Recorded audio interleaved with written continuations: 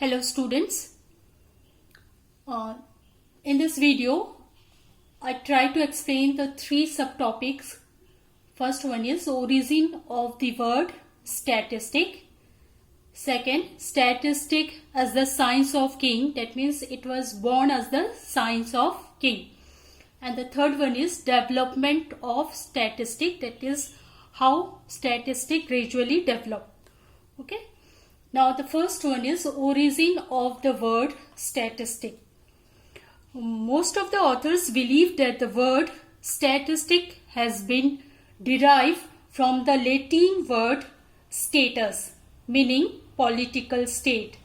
The Italian word statista or German word statistic bears similar meaning, that is political state. Okay.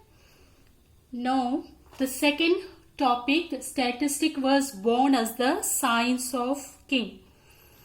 In ancient time, the administrator used to collect information regarding the population and property or wealth of the state. This information were necessary to achieve political purpose of ruler, to assess the manpower and to introduce new taxes. That's why it is called that it is a science of king. Okay. Now the development of statistic. Actually, statistic is an old science. Earlier it was a part of mathematics.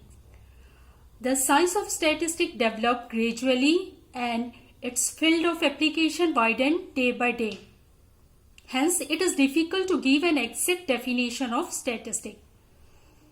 The definition changed from time to time depending upon its use and its application.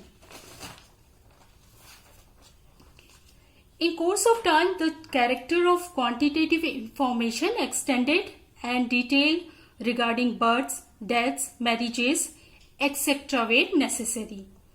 In modern times, collection of data and analyzing them are not limited to any particular field of human activity.